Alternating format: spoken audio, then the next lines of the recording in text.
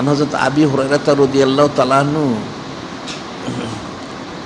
قال إن رسول الله صلى الله عليه وسلم لا عدوى ولا سفر ولا হামাতা।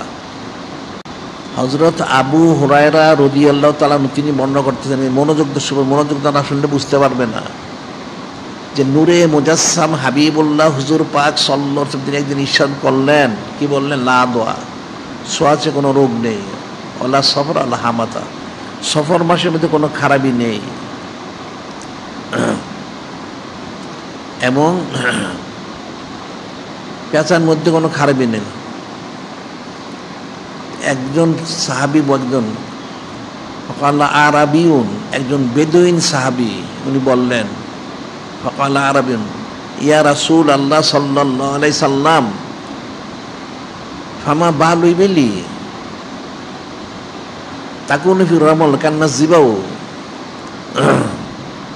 একজন বেদুইন সাহাবী উনি বলতেছেন, ইয়া রাসূল আল্লাহ, ইয়া হাবিব আল্লাহ সাল্লাল্লাহু আলাইহি ওয়াসাল্লাম, যদি ছোঁয়াচে কোনো রোগ না থাকে তাহলে আমার উটগুলির কি হলো? ফামা বালু ইবিলি তাকুনু ফি রামাল কান্না জিবাউ, যে আমার উটগুলি ছিল তরু তথা হরিণের মতো, চারণভূমিতে চড়তেছিল। ফায়াতিল বাইরুল আজরাবু ফায়াদকুলু বাইনাহা ফায়ুজরিবুহা, যে আমার উটগুলির কি হলো? ইয়া রাসূল আল্লাহ, হাবিব আল্লাহ সাল্লাল্লাহু আলাইহি সাল্লাম, আমার অনেক উট চারণভূমিতে ছিল, সবগুলি তরু তাজা ছিল হরিণের মতো। কিন্তু দেখা গেল হঠাৎ কোনো এক স্থান থেকে একটা খুজলিযুক্ত একটা উট আসলো আমার এই উটের পালের মধ্যে। আসার কারণে কয়েকদিনের মধ্যে আমার সব উটগুলি খুজলিযুক্ত হয়ে গেল। তো এটা কেমন হলো? যদি ছোঁয়াচে রোগ না থাকে তাহলে এটা এরকম হলো কি করে? তখন নূরে মুজাসসাম হাবিবুল্লাহ হুজুর পাক সাল্লাল্লাহু আলাইহি ওয়াসাল্লামকে অল্পতে বোঝার জন্য বললেন, ফামান আদাল আউয়ালা, আপনি যে বললেন এই উটটা আপনার উটগুলিকে রোগাক্রান্ত করলো, তাহলে প্রথম উটটা রোগ হলো কোত্থেকে? তাহলে প্রথম উটটাকে রোগাক্রান্ত করলো কে? যে ছোঁয়াচে কোনো রোগ নেই। এটা হলো হাদিস রয়ে গেছে, যে কোনো রোগগুলি আসমান থেকে নাজিল হয়ে সেই রোগটা যে রাস্তা দিয়ে চলে তার আশপাশে যারা তাদের সেই রোগটা আক্রান্ত করে। যেমন একটা হাদিস রয়ে গেছে,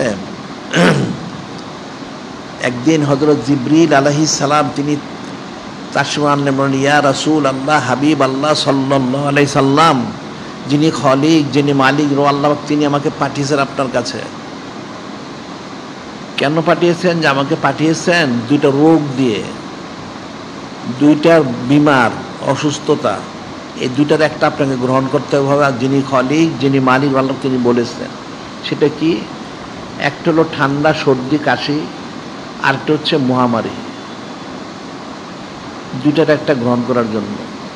তো নূরে মুজাসসাম হাবিবুল্লাহ হুজুর পাক সাল্লাল্লাহু আলাইহি ওয়াসাল্লাম তিনি বললেন, তাহলে আমি ঠান্ডা, সর্দি, কাশিটা গ্রহণ করলাম, মহামারী আমি গ্রহণ করলাম না। যে রোগগুলি আলাদা নাজিল হয়, যারা অসুস্থ এদেরকে যারা চিকিৎসক তারা চিকিৎসা করে, তার বাড়ি ঘরের লোকেরা চিকিৎসা করে, তাদের তো রোগটা হয় না। তাহলে ছোঁয়া চলো কি করে? এই জন্য আবার কোরআন শরীফে তাফসীরে কিন্তু রয়ে গেছে, সেটা হলো কান ইয়াত্তাকুনা আয়াকুলু মাল আমা ওয়াল আরাজে ওয়াল মারিদাতে। কান ইয়াত্তাকুনা, যে পূর্ববর্তী মানুষ তারা আয়াকুলু মাল আমা ওয়াল আরাজ ওয়াল মারিদাতে, পূর্ববর্তী জামানায় মানুষ যারা অসুস্থ হইতো, অন্ধ হইতো, লুলা ল্যাংরা হইতো, তাদের সাথে মানুষ খাদ্য খেত না, তাদের সাথে মিলামিশা করতো না। কেন? যদি ওই রোগটা তার হয়, নাউজুবিল্লাহ।